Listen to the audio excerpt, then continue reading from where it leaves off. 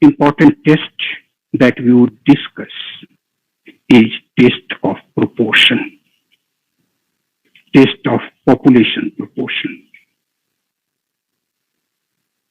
Suppose capital P denotes the population proportion, and suppose that our null hypothesis is P equal to P naught, where P naught is some numerical value of the population proportion. This value is the assigned value to the population proportion.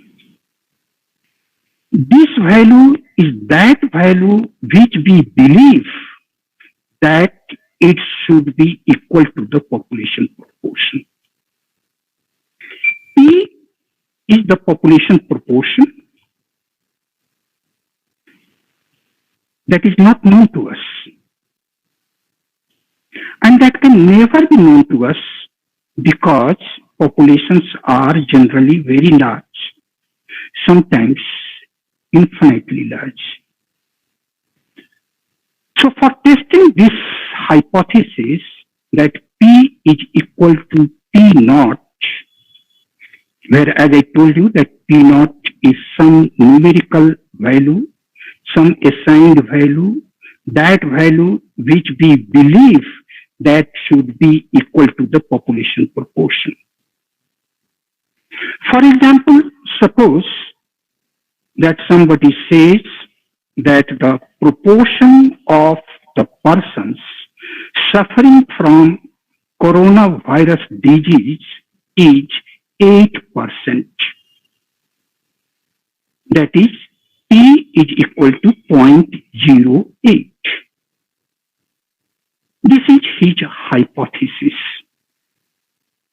So here, P naught is equal to 0.08. And we have to test this hypothesis.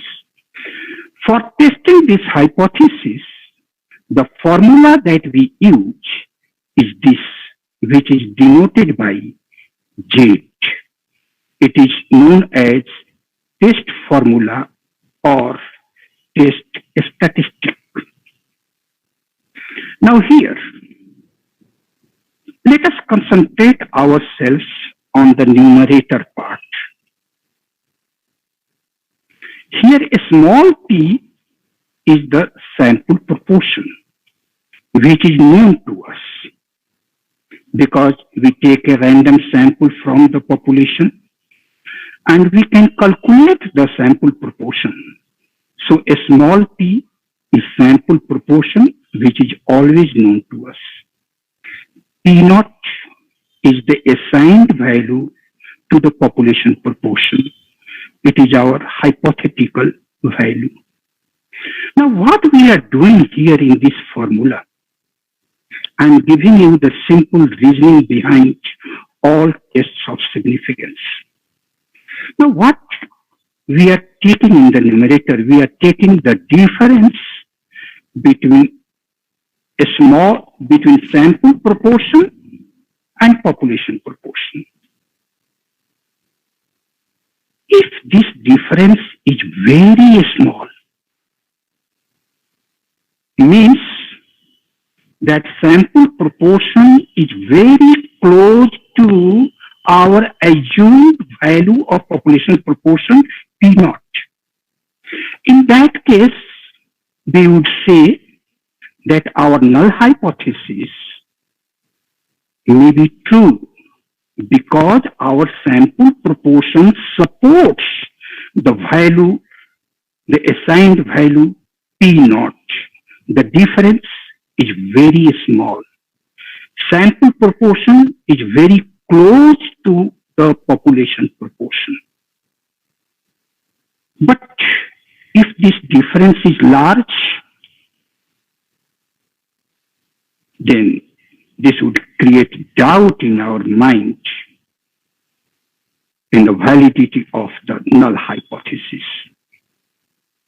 As this difference would increase and increase and increase,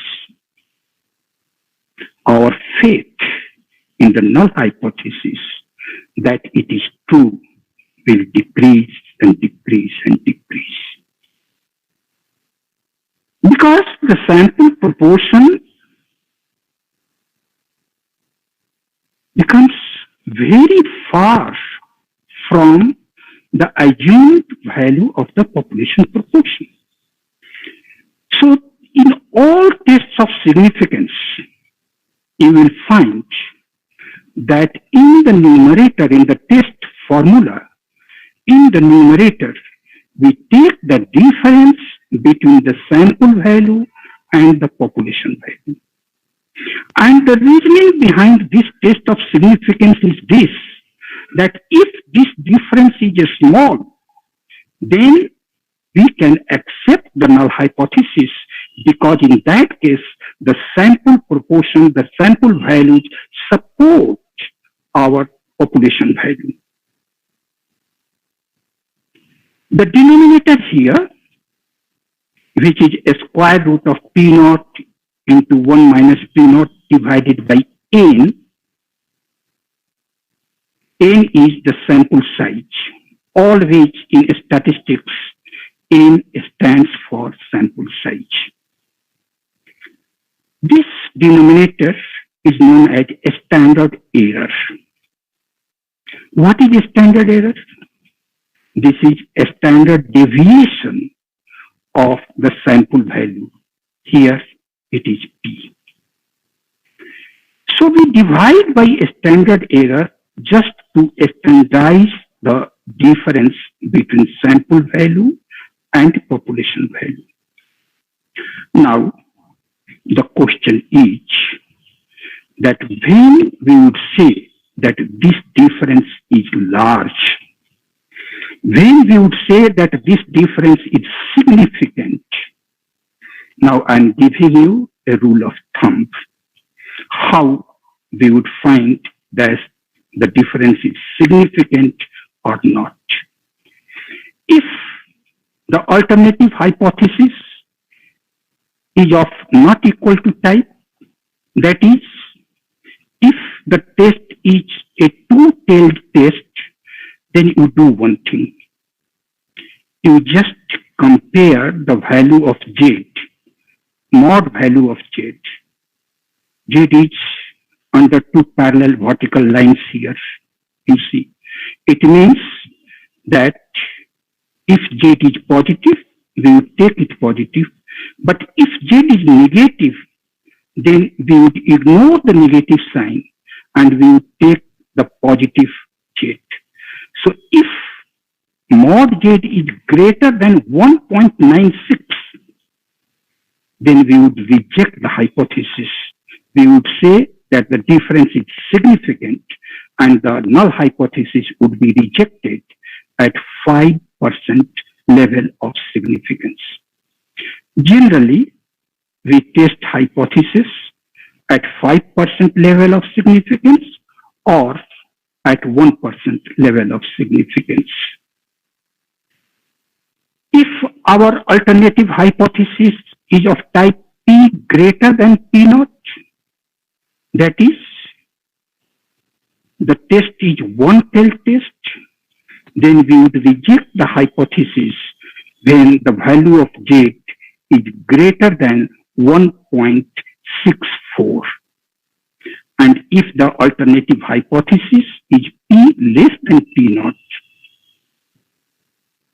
which we say left-tail test, in that case, we reject the hypothesis, null hypothesis, if Z is less than minus 1.64. So you see, this is the rule. These two numbers are very important for us, and we should always remember for large sample tests, 1.96 for two-tailed test and 1.64 for one-tailed test. Let's take one example. 30 people were attacked by a disease and only 27 survived. Can it be assumed that the survival rate, if attacked by this disease, is 85% and not greater than this? Obviously, this is the test of proportion. Because we are talking about 85%, we have to test whether the survival rate is 85% or not. So we have framed our null hypothesis that P is equal to 0.85. Also, here the sample proportion is 27 by 30 because 27 survived out of 30. So this is 0.90.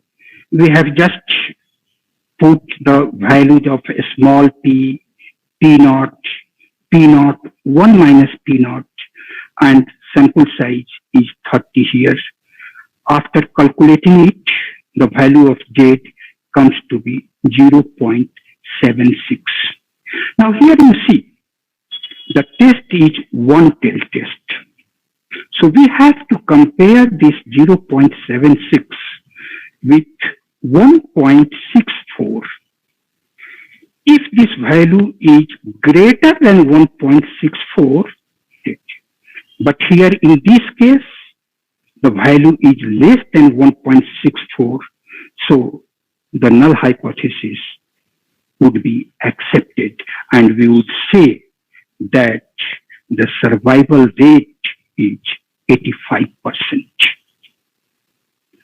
Now let us go on to the other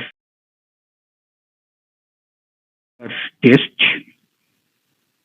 which is known as test of equality of two proportions.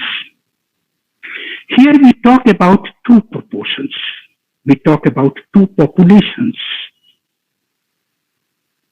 For example, suppose that someone says that the proportion of smokers in the city of Kolkata is greater than the proportion of smokers in the city of Patna.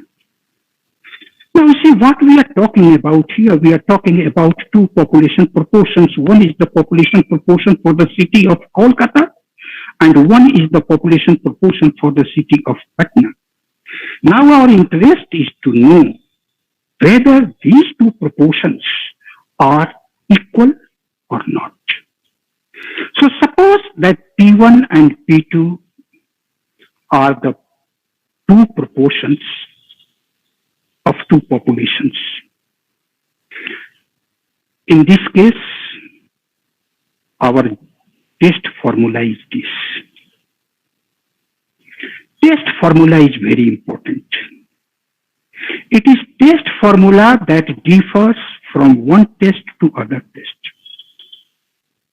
except that all procedures are the same. So we should remember this test formula. P1 minus P2. P1 is the sample proportion, that is the sample that you have taken from Kolkata city. P2 is the sample proportion that you have taken, second sample proportion that you have taken from the city of Patna. Here also you see what we are doing. In the numerator, we are taking the difference between P1 and P2. And we are going to test whether this difference is significant or not. If this difference is large, then it would create doubt in our mind that the null hypothesis P1 equal to P2 is true. That is, in that case, the two population proportions may not be same, may not be equal. Now, the denominator is the standard error, where here it is written capital P.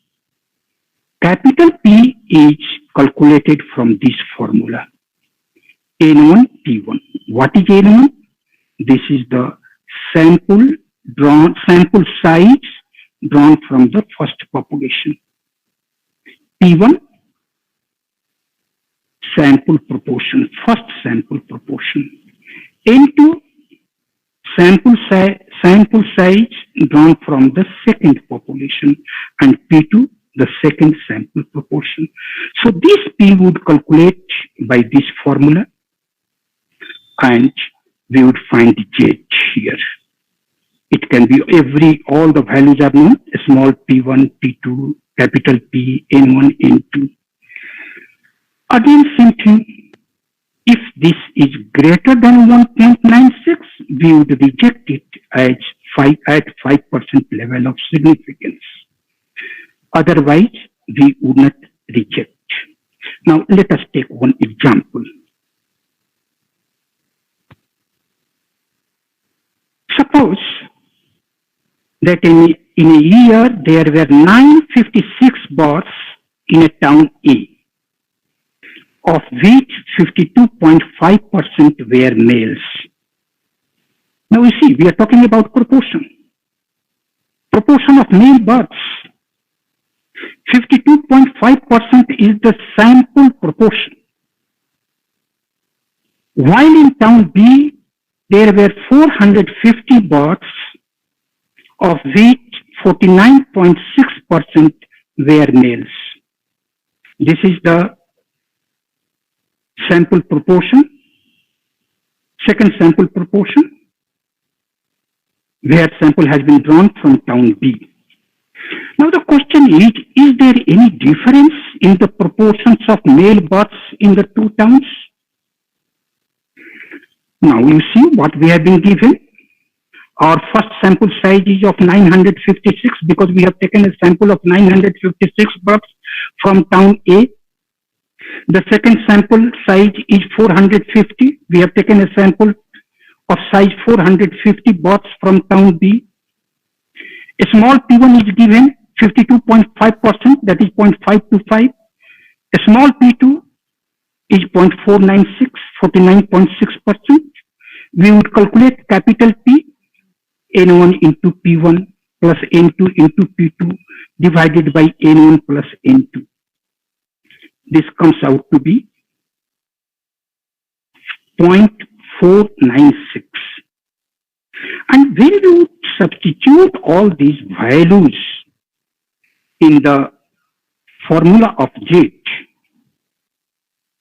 here, in this case, then this value comes out to be 3.368. So our calculation is over. Now we have to take a decision on the basis of this calculated value of 3.368. We would compare this value with which value? 1.96. Because it is two-tailed test. So if the calculated value of Z is greater than 1.96 in two-tailed test, we reject the hypothesis at 5% level of significance. So obviously, here 3.368 is greater than 1.96, and so we would reject the hypothesis. That is, our conclusion would be that no, the proportion of male births in the two towns A and B are not same. Now the next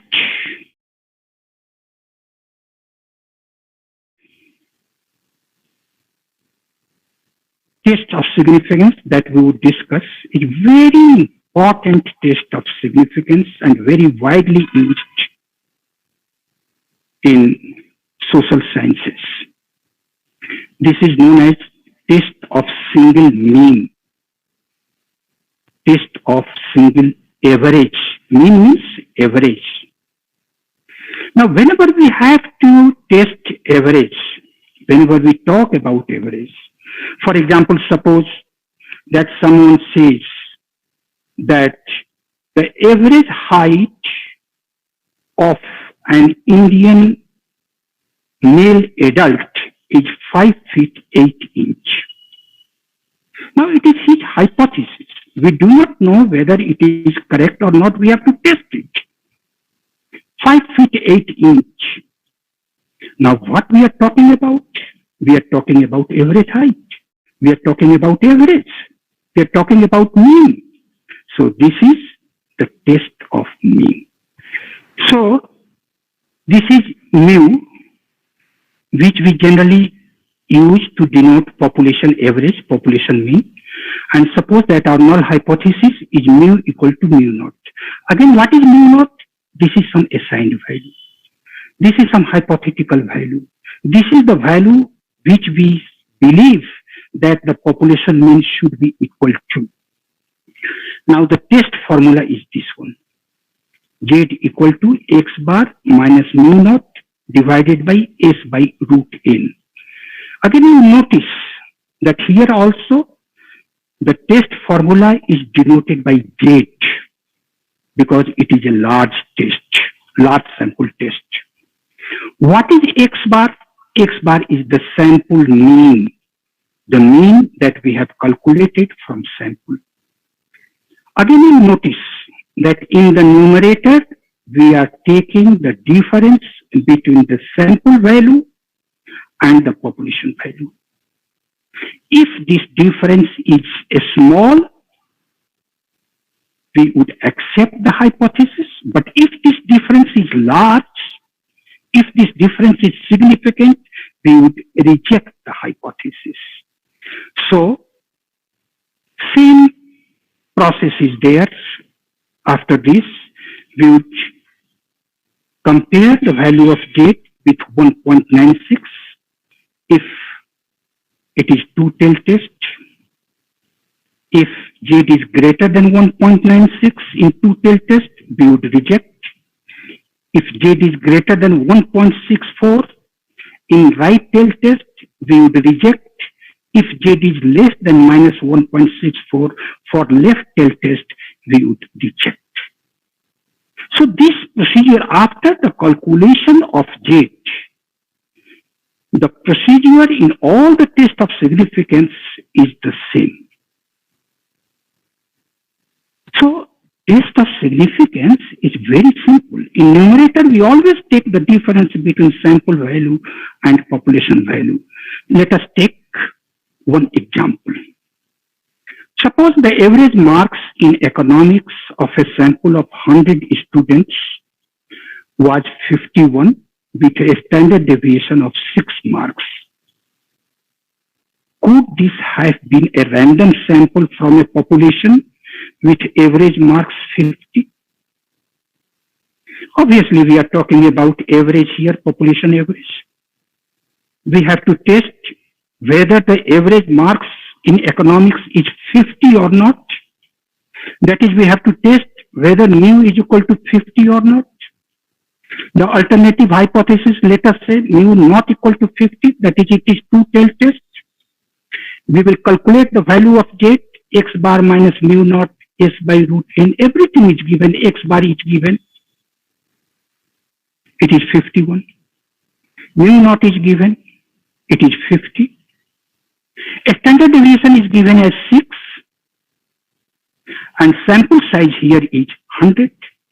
N is 100. We have calculated the value of Z, and that comes to be 1.666. We would compare it with 1.96. It is less than 1.96.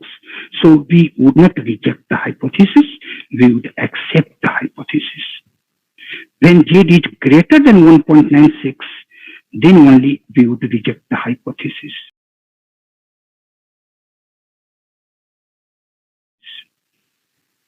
Now next, we would discuss test of equality of two means. That is, the test of equality of two population averages. Suppose somebody is saying that Americans are taller than Indians. Now think, we are considering two populations here. One is the population of Americans and one is the population of Indians. And what we are talking about? We are talking about the average height of Americans and the average height of Indians. And we are interested in testing whether these two average heights are same or not. This is test of equality of two means.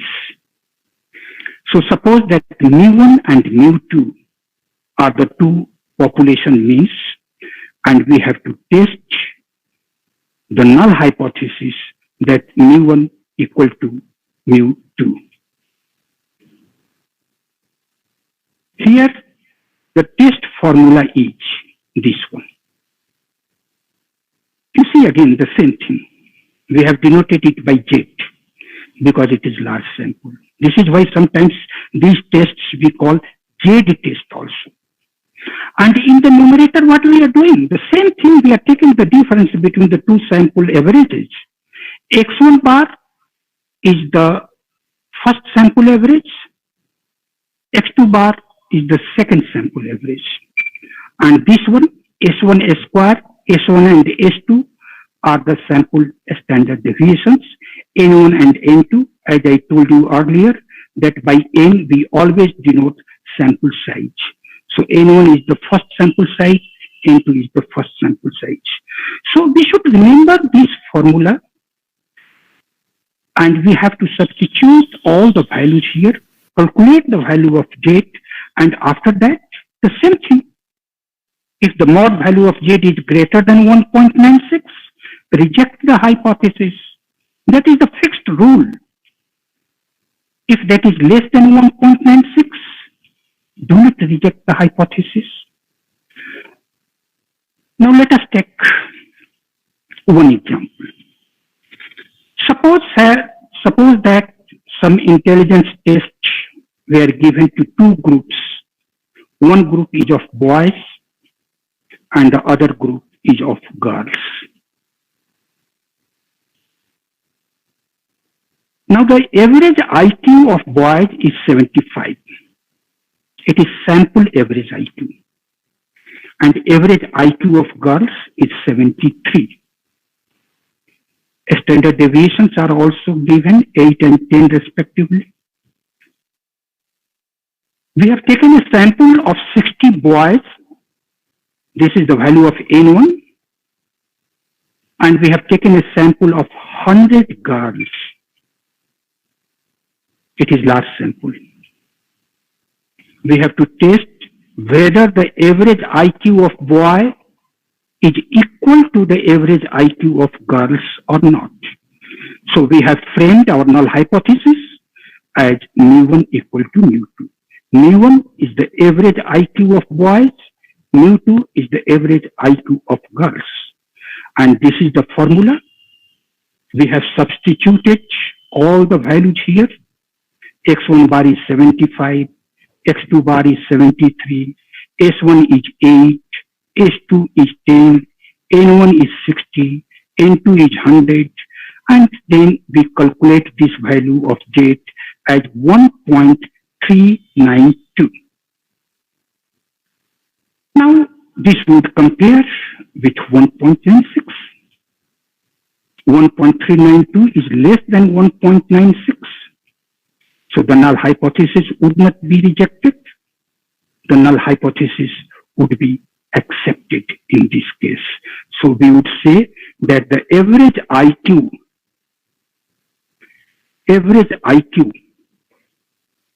of boys and girls are the same.